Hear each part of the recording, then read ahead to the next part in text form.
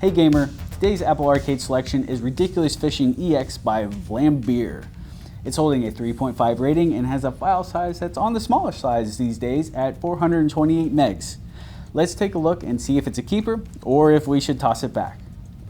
The premise is pretty simple. You're a fisherman, you send your lure down, dodging fish, trying to get as deep as you can. Once you hook a fish, your lure comes back up and you collect as many fish as you can.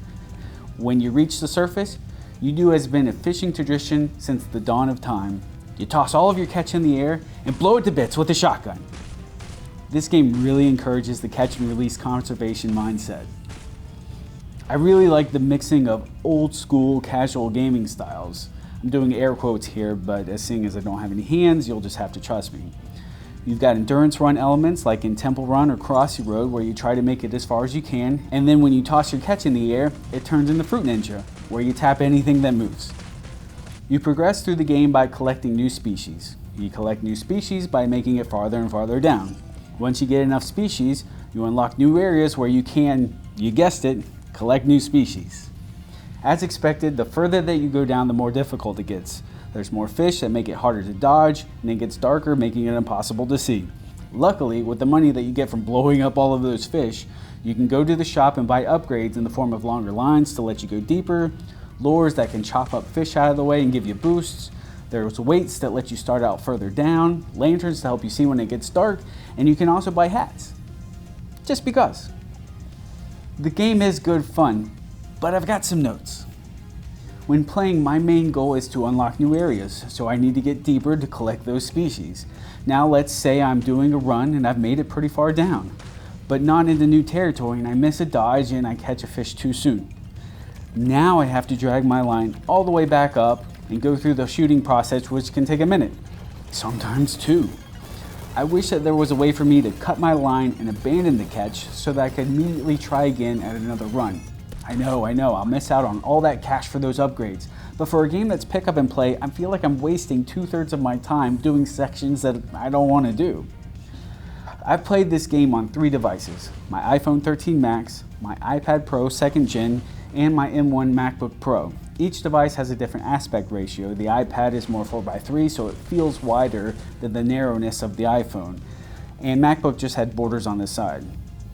I'm not sure which it is. Do I have more left and right movement when playing on the iPad or an ability to see further down on the iPhone? The default way to play is with motion controls to move your lure by tilting the phone, and then you tap for the shooting section.